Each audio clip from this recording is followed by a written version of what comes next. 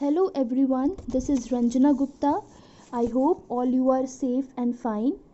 Now, here I welcome you to this video lecture where I will discuss about Flamingo Chapter 2 Lost Spring.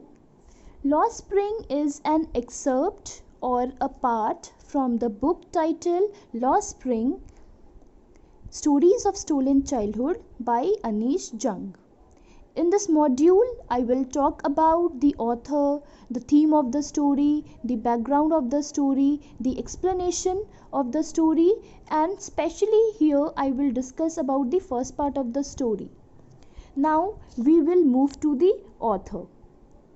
Anish Jung is an Indian women writer, journalist and a columnist for major newspaper in India and abroad. She was born at Hyderabad and received education in Hyderabad and in United States. Her parents were renowned poets. She has written several books such as Unveiling India, Night of the New Moon, Seven Sisters and Breaking the Silence. As we have already discussed that she was born in Hyderabad in 1944 and she belongs to an aristocratic family of poets. Here in this chapter, she specially focuses on the children from deprived background. Lost Spring is published in 2005 and she here analyzes the grinding poverty and tradition which condemned the children to a life of exploitation. Now we will discuss the theme of the story. In the story, the author Anish Jung unveils the utter destitution of the rag pickers of Simapuri and the bangle makers of Firozabad. The story describes the grinding poverty and tradition that compel the children to live a life of exploitation. Now we will discuss the title of the story. The title of the story here is apt and it is finally justified. The Lost Spring is a metaphor which means the stolen childhood. The author refers spring as a childhood which is lost.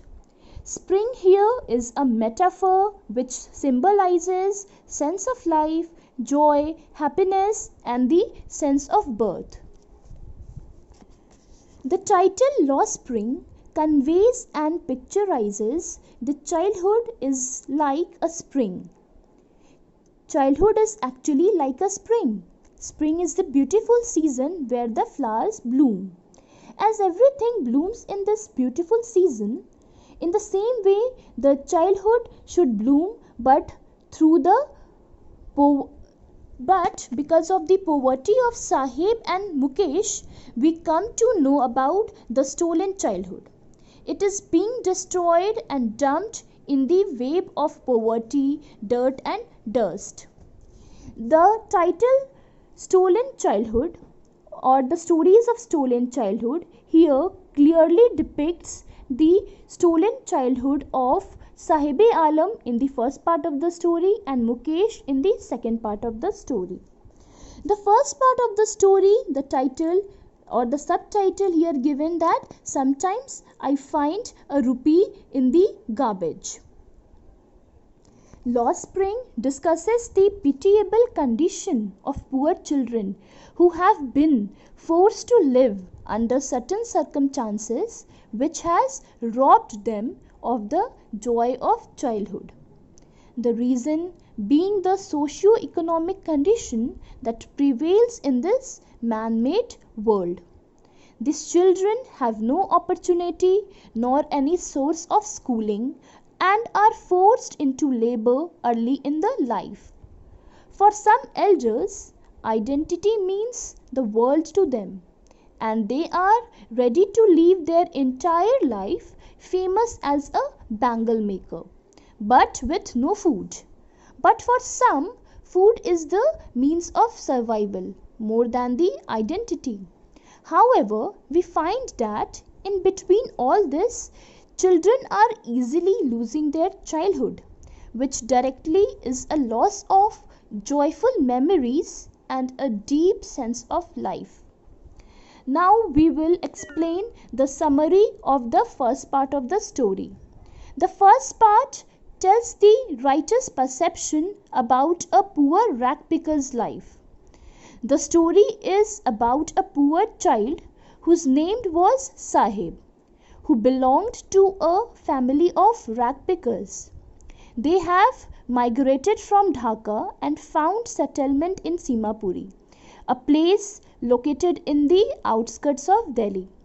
Surprisingly, these people have no grief in leaving their homeland and coming to an unknown country. The reason being that their need for food. For them, food is more important for survival than identity. Sahib's family is among those 10,000 rag pickers who live in Simapuri with no sewage system or drainage or running water. What they leave is ration card that get their names on voter list and helps them to buy grain. As a result, nobody sleeps empty stomach. Now I will explain Sahib's childhood in the poverty. Through the situation of the rag pickers, the author brings out the bright side of the protagonist of the story, Sahib. He is a curious child who keeps on searching for gold in the garbage. Garbage on one side is a means of survival for rag pickers, but on the other side, for Sahib, it is a packet of wonder and excitement. Sometimes he desires to go to school, sometimes he is happy with a 10 rupee note, sometimes a silver coin in the garbage increases his hope of finding more, and other times he is desire to play tennis but is left with no choice than to stand at the gate of the club and watch. Now I will explain Sahib's story in two phases of his life. Through Sahib, in his first phase of life, he is a rag picker, but he never loses his childhood completely. He is happy and enjoys whatever he does. As his name Sahib-e-Alim means that he is his own master.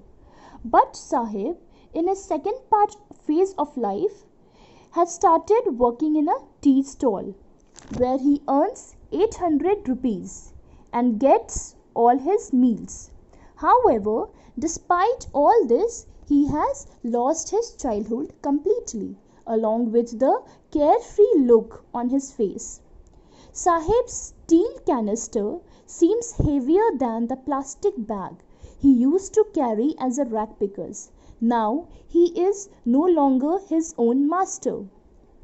So Sahib's job has taken the freedom from him. He is no longer his own master. His job has taken all the freedom from him and his childhood has been lost. So this was the first part of the story. Now I will discuss the second part of the story in the next video. Till then, keep reading, keep listening. Thank you.